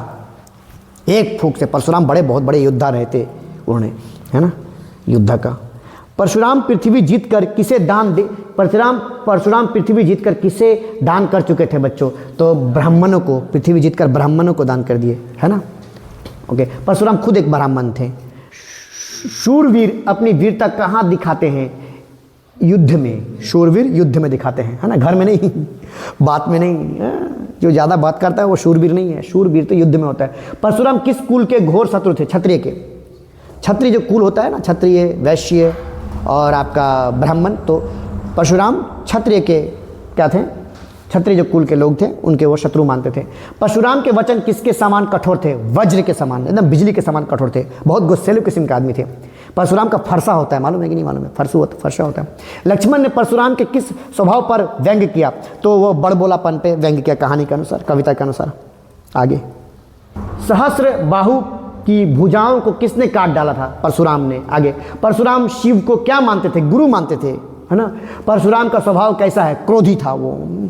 राम लक्ष्मण परशुराम संवाद में किस रस की प्रमुखता है? वीर रस की, वीरता की प्रमुखता है मेरे प्यारे बच्चों। तो देखो यही सब सवाल है, यही सब आएगा। किसके कहने पर परशुराम ने अपनी माता का वध कर दिया था? पिता के कहने पर। परशुराम ने किसके प्रेम के कारण लक्ष्मण का वध नहीं किया? सुबह सुबह बाल गोविंद भगत क्या गाते थे? भजन गाते थे, है ना। भगत अपने बेटे की खास ख्याल रखते थे, क्योंकि वह क्या थे? सुस्त और भोंदा थे। बेटे के मरने पर भगत जी क्या कर रहे थे? गा रहे थे। बेटे के मरने पर भगत जी भजन गा रहे थे। भादों की रात कैसी होती है? कहानी के अनुसार भादों की रात अंधेरी होती है। अंधेरी होती है। भगत जी भजन गाते समय क्या बजाया करते थे? तो खंजड़ी। लेखक बाल गोविंद भगत के किस गुण पर मुग्ध थे? तो बच्चों, सरलता, सहनशीलता, मधुर संगीत, इनमें से कोई नहीं। सरलता। भगत जी के बेटे का क्रियाक्रम किसने किया? तो बहू ने किया, बहू ने उसे किया। बाल गोविंद का व्यवसाय क्या था? खेती था, खेती। भगत जी की बहू उन्हें छोड़कर क्यों नहीं जाना चाहती थी? ससुर, क्योंकि ससुर की चिंता के कारण। भगत जी के बेटे के मरने के बाद अपनी बहू को दूसरी शादी क्यों करवाना चाहते थे ससुर जी? क्योंकि उसके सुखद भविष्य के लिए चाहते थे कि बेटा तो मर गया, वो अपने भविष्य में आगे बढ़े। बाल गोविंद किसके पद गाया करते थे? कबीर के पद गाया करते थे। बाल गोविंद के गीतों को सुनकर वहां उपस्थित सभी लोग क्या करते थे? तो झूम उठते थे, है ना। बाल गोविंद के गीतों में कैसे भाव व्यक्त थी? तो बच्चों, प्रभु मिलन की व्यक्त थी। बाल गोविंद भगत का कद कैसा था? बच्चों, मंझला कद, ठिगना लंबा चौड़ा नहीं था, मंझला था। आत्मकथा, अगला चैप्टर, आत्मकथा पे आ जाओ। आत्मकथा में आप देखोगे यहाँ से सवाल की संभावना है। आत्मकथा कवि ने अपने मन को किसका रूप दिया? तो भंवरे का रूप दिया। भंवरा, कवि का मन भंवरे जैसा है। आत्मकथा में कवि के जीवन के सारे दुख, दर्द और अभाव कब अब कैसे हैं? तो बच्चों, मौन हो गया आत्मकथा में। बाद में गहरे नीले आकाश में अनगिनत लोगों ने क्या लिखे हैं? तो गहरे नीले आकाश में आत्मकथा लिखे हैं। आत्मकथा में कवि के जीवन का गागर कैसी है? तो खाली है। कवि की जिंदगी के गागर और सागर क्या है? खाली है। कवि ने खाली घड़े से किसकी ओर इशारा किया, है ना? तो बच्चों, असफल जीवन को, खाली घड़ी से क्या बताया? घड़े से ये असफल जिंदगी है। आत्मकथा में कवि अपने किस स्वभाव को दोष नहीं देना चाहते हैं? तो बच्चों, सरल स्वभाव को दोष देना नहीं चाहते हैं आत्मकथा में। आत्मकथा में कवि अपने जीवन के किन अनुभवों को सबसे बांटना नहीं चाहते? निजी अनुभव को बांटना नहीं चाहते हैं। आगे, आत्मकथा में कवि आलिंगन में आते आते कौन रह गया? प्रेमिका। आत्मकथा कविता में थका हुआ पाठक कौन है? कवि खुद थका हुआ पाठक है। मुरझाकर गिर रही पत्तियां किसके प्रतीक है? तो बच्चों, निराशाओं की प्रतीक है। आप देखिएगा पहले शुरुआती पंक्ति में मुरझाकर के बात है। आत्मकथा के कवि के सरल स्वभाव के कारण किसने धोखा दिया? तो मित्रों ने धोखा दिया। कवि ने अब तक कैसा जीवन जिया? तो दुखदायी जीवन जिया। क्या ये चाहिए आप लोगों को? पूरा दे दूंगा मैं PDF, डोंट वरी, अभी मत बोलो। कवि अपनी आत्मकथा लिखने के बजाय क्या करना चाहते थे? बच्चों, दूसरों की आत्मकथा सुनना चाहते थे। आत्मकथा में कवि दाम्पत्य जीवन कैसा था? दुखी। दाम्पत्य और वाइफ हस्बैंड का जीवन कैसा था बच्चों? दुखी वाला। कवि बादल में किसका स्वर सुनता है? क्रांति का, है ना। बादल, उत्साह। पढ़े हो नहीं पढ़े हो? आगे तो अगला कविता, कवि बादल में किसका स्वर सुनता है? क्रांति का। उत्साह कविता में कवि ने बादल की तुलना किससे की है? बादल की तुलना कवि से किया है। किस महीने में चारों तरफ हरियाली आ जाती है? तो फागुन महीने में। कविता के अनुसार फागुन महीने में। कवि के अनुसार किसके केस सुंदर काले और घुंघरेले थे? तो बादल के, बच्चा जैसे बादल को ट्रीट किया गया है। कविता में जल का बरसना किसका प्रतीक है? शांति और सुख का स्थापना का प्रतीक है। तप्त धारा का सांकेतिक अर्थ क्या है? तप्त धारा, तप्त धारा कविता में जो वर्ड है तप्त धारा, उसका सांकेतिक अर्थ ये नहीं है कि कोई धारा तप रहा हो, कोई जगह तप रहा हो, बल्कि दुखों से पीड़ित धरती को तप्त धारा बोला गया है। कवि ने निदाग अर्थात भीषण गर्मी से किसकी ओर इशारा किया? सांसारिक कष्ट को भीषण गर्मी बताया गया। फागुन मास में कैसी हवाएं चल रही है? तो मदक हवाएं चल रही है, मनमोहक हवाएं चल रही हैं। कवि ने बादलों का आह्वान करते हुए उनसे क्या करने का आग्रह किया? तो बरसने का आग्रह किया। बादल अब तो बरसो रे। बादल को कवि ने गरजने के लिए क्या कहा, जिससे कि वो वातावरण में जोश और क्रांति फैला सके, है ना? आगे जोश और क्रांति। कविता में बादल किसके प्रतीक है? तो बच्चों क्रांति का प्रतीक है, ये याद रखना, क्रांति का प्रतीक है। फागुन मास के कारण लोगों के चेहरे पर क्या थी? खुशी थी। धराधर किसके लिए परिचित? धराधर बच्चों बादल के लिए। धराधर वहां पर एक पर्यायवाची शब्द है बादल का। बादल अपनी गर्जन तर्जन से किसे घेर लेता है? तो बच्चों आकाश को घेर लेता है गर्जन तड़कन से, ये बादल से है। कविता अट नहीं रही है, ये अलग कविता है। कविता अट नहीं रही आपने पढ़ा होगा। में किस ऋतु का प्राकृतिक सौंदर्य का चित्रित किया गया है? तो बच्चे बसंत ऋतु का। अट नहीं रही है बसंत ऋतु का। डिब्बे में लेखक के प्रवेश करते ही नवाब, अगला लखनवी अंदर, वेरी गुड। डिब्बे में लेखक के प्रवेश करते ही नवाब साहब की आंखों में कैसी भाव थी? असंतोष के। डिब्बे में मैंने बोगी में घुसते ही नवाब साहब ने खीरों को फांक का क्या किया? जो खीरों का जो पीस था उसको क्या किया? खिड़की से बाहर फेंक दिया नवाब ने। नवाबी दिखाने के लिए खिड़की से बाहर खीरा को फेंक दिया। लेखक ने ट्रेन में सेकेंड क्लास का टिकट क्यों लिया था? क्योंकि नई कहानी के बारे में सोचने के लिए सेकेंड क्लास में टिकट ले लिया, है ना? नवाब साहब को कनखियों से कौन देख रहा था? कनखियों से कौन देख रहा था? बगल से। तो लेखक देख रहे थे। नवाब साहब ने खीरे को खिड़की से बाहर क्यों फेंक दिया? अमीरी दिखाने के लिए। देखो हमारे पास खीरा है, फेंक दिया। लेखक ने नवाब साहब से खीरा ना खाने का कारण क्या बताया? इच्छा नहीं है। नवाब साहब ने लेखक को क्या खाने का निमंत्रण दिया? तो खीरा का। याद रखना, ये जो लखनवी अंदाज है, खीरा को याद रखना बस। लखनवी अंदाज में खीरा वाला वर्ड को याद रखना। नवाब साहेब को क्या गवारा ना था? मंझले दर्जे में यात्रा करना, यानी सेकंड क्लास में, जो मिडिल क्लास है ना उसमें दर्जा, उसमें टिकट लेके यात्रा करना नहीं। उसको चाहिए तो एसी क्लास एकदम दे दो उसको, है ना? क्या दे दो भैया? अभी हमारे कौन सा ट्रेन चल रहा है? वंदे भारत, उसमें दे दो उसको टिकट। अकेले सफ़र का वक्त काटने के लिए नवाब साहब ने क्या खरीद लिया? खीरा, और फेंक भी दिया खिड़की से, अमीर दिखाने के लिए। लेखक कनखियों से किसकी ओर देख रहा था? नवाब साहब की तरफ। लखनऊ स्टेशन पर कौन खीरे का इस्तेमाल का तरीका जानते थे? खीरे का इस्तेमाल का तरीका खीरा बेचने वाला जानता था। नवाब साहब ने खीरे की तैयारी के बाद उसका क्या किया? खिड़कियों से बाहर फेंक दिया। पढ़े ही होंगे पूरा कविता आप लोग, उम्मीद है। Very good. कविता में झोपड़ियों में कमल खिलने का क्या आशय है? गरीबी में आनंद। झोपड़ी में कमल खिल गया, गरीबी में भी मजा आ गया, है ना? कवि को एक तक कौन निहार रहा था? शिशु, बच्चा। बच्चे की मुस्कान में किसे पिघलने की शक्ति है? तो बच्चों कठोर व्यक्ति का भी मन पिघल जाता है, बच्चे की मुस्कान में ताकत है। किसकी मुस्कान इतनी मनमोहक है कि यह मुर्दे में भी जान ला सकती है? तो नन्हे शिशु की। एक बार पढ़ लो पूरा। बच्चों की मुस्कान मुर्दे में जान डाल देती है, इसका क्या अर्थ है? हताश व्यक्ति में आशा का संचार करती है। नन्हे शिशु का शरीर किसके तरह खिलता है? तो कमल की तरह। नन्हे शिशु किसकी ओर अपलक देख रहा है? तो कवि की ओर। अपलक माने पलक बिना झपके किसकी ओर देख रहा है? आगे। कविता फसल में किसकी महिमा पर प्रकाश डाला गया? तो कविता फसल में फसलों की ओर। मिट्टी का गुणधर्म याद रखना, मिट्टी का गुणधर्म किसे कहा गया था? फसल को। मिट्टी का गुणधर्म फसल को, फसल का गुणधर्म मिट्टी को। वायु का योगदान किन्हें बड़ा करने में होता है? फसलों को वायु का योगदान होता है। वायु लहराती है तो फसलें बड़े होते हैं। फसलों में किसका मेहनत छुपी होती है? तो बच्चों किसान में। कवि के अनुसार फसलों किनका बदला हुआ रूप है? तो सूर्य की किरणों का बदला हुआ रूप है। फसलों किसके अमृत भरे प्रभाव से सींचकर पुष्ट होती है? तो नदियों के अमृत भरे प्रभाव से सींचकर नदियों के। सिंचाई नदी के पानी से होती है। शिशु की प्रथम गुरु कौन होता है? शिशु की प्रथम गुरु माँ होती है। फसल किसका गुणधर्म है? मिट्टी का। फसल किसका गुणधर्म है? मिट्टी का, याद रखना। दंतुरित मुस्कान कविता, यह दंतुरित मुस्कान कविता कवि है नागार्जुन जी का। लेखिका के किस व्यवहार से तंग आकर प्रिंसिपल ने लेखिका के पिता को बुलाया? आंदोलनकारी, वो आंदोलन करती थी, आंदोलनकारी। ठीक है, लेखिका के व्यक्तित्व को बनाने बिगाड़ने में किसका योगदान था? पिता का। पिता ही मेन है जो लेखिका के व्यक्तित्व को निखारते हैं। कॉलेज के प्रिंसिपल किससे परेशान थे? लेखिका से। इस लेख में लेखिका कौन सा व्यक्तित्व सामने आया है? तो स्वतंत्रता सेनानी के व्यक्तित्व। लेखिका स्वतंत्रता सेनानी, आंदोलनकारी थी वो।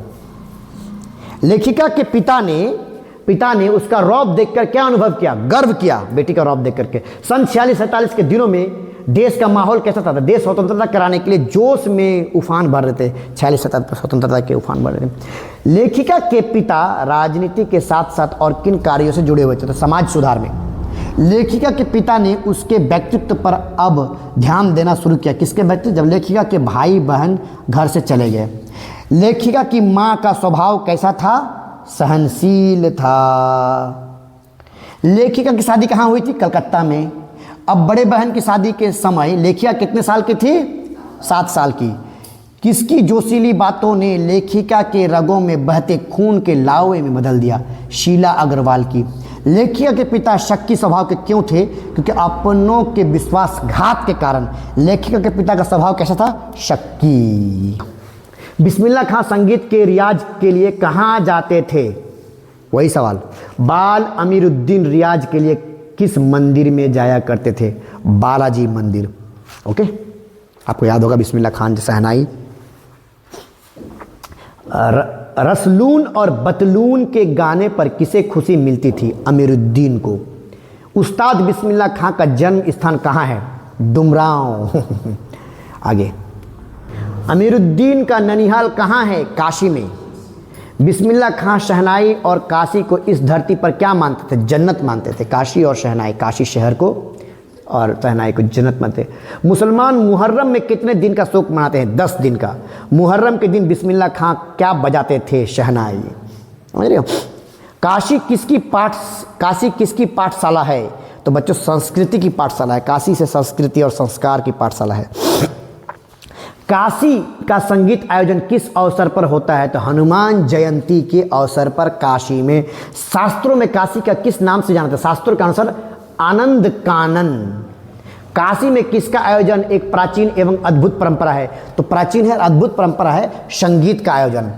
अवधी परंपरा, यूपी के जो इलाका है उस इलाका में अवधी परंपरा है। अवधी भाषा भी होती है। अवधी परंपरा पारंपरिक लोकगीतों एक एवं चैती में किसका उल्लेख बार बार मिलता है? तो शहनाई का। अवधी परंपरा लोकगीत और चैती में शहनाई का। अमीरुद्दीन के शहनाई गुरु कौन थे? तो बच्चों अली बख्श खां, याद रखना। बिस्मिल्लाह खां खुदा से क्या मांगते थे? सच्चे सुर का वरदान। आप खुदा से क्या मांगोगे? अच्छा दिमाग है ना। शहनाई की ध्वनि को क्या कहा जाता है? मंगल ध्वनि। क्या कहा जाता है? अगला चैप्टर है, नेक्स्ट चैप्टर। संगीतकार के लक्ष्य के विरुद्ध क्या है? तो बच्चों मुख्य गायक से अधिक ऊंचे स्वर में गाना। माने जो मेन गायक है और उसके पीछे जो संगीतकार है जो उसका साथ देता है, पीछे पीछे जो गाता है, उसका आवाज़ मेन गायक से ज़्यादा नहीं होना चाहिए। ये उसके नियम से विरुद्ध है। मुख्य गायक की आवाज़ कैसी होगी? कड़क तथा गरजदार। मुख्य गायक की कैसी आवाज़ को बल देकर संगीतकार सहयोग देता है? मुख्य गायक की कैसी आवाज़ को? तो टूटी बिखरी आवाज़ को संगीतकार। अगर मुख्य गायक टूटी बिखरी आवाज़ होती तो उसे संगीतकार बल देता है। मुख्य गायक की गरजदार आवाज़ में अपनी गूंज मिलाने का काम किसका है? संगीतकार का। किसके गायन को सफल और प्रभावी बनाने में उसके संगीतकार की भूमिका महत्वपूर्ण है? तो मुख्य गायक की। मुख्य गायक संगीतकार। ओके, संगीतकार मुख्य गायक का साथ क्यों देते हैं? उनकी गायन शक्ति बढ़ाने के लिए, उसकी गायन शक्ति बढ़ाने के लिए। किसके आवाज़ में हिचक सुनाई देती है? संगीतकार के। हिचक सुनाई देती है संगीतकार के। मुख्य गायक को धीरज बांधने का काम प्रायः कौन करता है? संगीतकार। मुख्य गायक से अधिक ऊंचे स्वर में गाना किसके लक्ष्य के विरुद्ध है बच्चों? संगीतकार के। ऊंचे स्वर में गाए गए सरगम को क्या कहते हैं? तरसप्तक। तरसप्तक में गाने के कारण कवि को कैसा अनुभव हुआ? तो गाने की इच्छा समाप्त हो गई। कहानियाँ पढ़ी होंगे, मैं ज़्यादा व्याख्या करने नहीं जाऊँगा, टाइम लग जाएगा बहुत ज़्यादा। मुख्य गायक के बूझते स्वर को कौन उठाता है? संगीतकार। कवि संगीतकार द्वारा अपने स्वर को मुख्य गायक के स्वर से कम रखने को क्या मानता है? मनुष्यता मानता है। अपना जो मुख्य गायक है उससे आवाज़ क्या होना चाहिए? संगीतकार का कम होना चाहिए, इसे मानवता मानते हैं। मुख्य गायक के पीछे पीछे उसके स्वर को कौन दोहराता है? संगीतकार। संगीतकार का अर्थ क्या है? तो मुख्य गायक के साथ देने वाला गायक संगीतकार कहलाता है। ठीक है ना। आइए आगे। संगीतकार किसे उसका वचन याद दिलाता है? संगीतकार किसे उसका वचन याद दिलाता है? प्रमुख गायक को। अब आ जाइए अगला। मौसम से बचने तथा शरीर को सजाने के लिए किसका आविष्कार किया गया? तो सुई धागे का। आगे, मोती भरा थाल किसे कहा गया है? तो आकाश में खिले तारों को। किसी नई चीज की खोज कौन करता है? तो एक सांस्कृतिक व्यक्ति करता। संस्कृति से आया है ना। संस्कृति का जनक कौन है? तो बच्चों ज्ञान पैदा करने वाला। गौतम बुद्ध ने अपना घर क्यों त्याग दिया था? मानवता के सुख के लिए। मनुष्य किसके अनुसार विभिन्न आविष्कार करता है? तो बच्चों आवश्यकता के अनुसार। विभिन्न चीज आविष्कार आवश्यकता है। आवश्यकता आविष्कार की जननी है। मानव को सुख सुविधा देने वाले साधन क्या कहलाते हैं? सभ्यता। सभ्यता नहीं होगा, असभ्य रहोगे तो कुछ नहीं होगा। मनुष्य ने पेट की भूख शांत करने के लिए किसका आविष्कार किया? आग का। संस्कृति का संबंध किससे होता है? कल्याण भावना से। कार्ल मार्क्स ने किसे सुखी देखने का स्वप्न देखा था? मजदूरों को। कार्ल मार्क्स से मजदूरी, ये सोशलिस्ट थे। आत्मविनाश के साधन का आशय है। क्या है आत्मविनाश का साधन? आशय है हथियार। हथियार क्या है? आत्मविनाश का साधन है। आगे, मानव की वह योग्यता जो उसके आत्मविनाश के साधन का आविष्कार करती है वो क्या है? असंस्कृति। वह योग्यता जिसमें मानव खुद को बर्बाद कर ले तो संस्कृति नहीं है, असंस्कृति है, जिसमें हथियार, मिसाइल, बम, पिस्तौल ये सब बनाता है। मानुषियों से मिलने वाला ज्ञान उनके किस गुण के कारण हमें प्राप्त होता है? सहज संस्कृति के कारण। आगे, मानुषी किसे कहा गया है? चिंतनशील को। ज्ञानेंद्र का कौन सा उपन्यास लेखिका को पसंद आया था? सुनीता। बाल गोविंद भगत किसको साहब मानते थे? कबीरदास को। शहनाई की ध्वनि को क्या कहा जाता है? तो बच्चों मंगल ध्वनि। जितने नरगे की जीप में किसकी तस्वीर लगी हुई थी? तो दलाई लामा की। परशुराम के गुरु कौन थे? तो शिव थे। सूरदास का काव्य भाषा है ब्रज भाषा। तप्त धारा का सांकेतिक अर्थ क्या है? दुखों से पीड़ित धरती। गैंगटॉक नगर किस राज्य की राजधानी थी? सिक्किम की। ये तो पता है आपको। लेखक के अनुसार खीरा किस वर्ग का प्रतीक है? तो मामूली लोगों के वर्ग का है ना। खीरा जो है मामूली लोग खाता है। तो नेताजी की मूर्ति पर चश्मा लगाने बदलने का कार्य कौन करता है? तो कैप्टन। मन्नू भंडारी की साहित्य की दुनिया में बाकायदा किसने प्रवेश कराया? हिंदी के प्राध्यापक ने। बाल गोविंद भगत का कद कैसा था? तो बता मझला। गोपियों ने किसके भाग्यवान कहकर संबोधित किया? तो उद्धव को, कि उद्धव तुम हो अति बड़भागी क्योंकि तुम बहुत बड़ा भाग्यवान हो। अट नहीं रही है कविता में चारों तरफ किसके सुंदरता फैलाई हुई है? तो बच्चों फागुन की सुंदरता के बारे में बोला जा रहा है। परशुराम के क्रोध को किसने शांत करने का प्रयास किया था? श्री राम ने। अगला, गोपियों ने कराई ककड़ी यानी कड़वी ककड़ी के समान किसे बताया? तो बच्चों योग संदेश को। कटाव को हिंदुस्तान का क्या कहा जाता है? तो बच्चों स्विट्जरलैंड कहा जाता है। क्या कहा जाता है? बस। लेखक ने हिरोशिमा पर कविता कहाँ बैठकर लिखी थी? तो मेज पर। हिरोशिमा पर जो कविता लिखा वो मेज पर बैठ कर लिखा था। बूढ़ा मरियल सा आदमी कौन था? कैप्टन चश्मे वाला। सुई धागा उसका क्यों हुआ था? शरीर ढकने एवं सर्दियों से बचने के लिए। बाल गोविंद भगत की संगीत साधन का चरम उत्कर्ष किस दिन देखा गया? जब उनके इकलौते बेटे की मृत्यु हो गई। बाल गोविंद की जो साधना थी वो जब उसका बेटा मरा तब वो सब लोगों के सामने दिखा गया। लेखिका और उनके पिता के बीच टकराव का कारण क्या था? विचारों का भिन्नता। घेर घेर घोर गगन धराधर आओ, इस पंक्ति किस कविता की है? तो बच्चों उत्साह की है, जो बादल से कहा जा रहा है। मन्नू भंडारी की हिंदी प्राध्यापिका क्या भाव नाम था? तो बच्चों Sheela Agarwal. Thank you very much.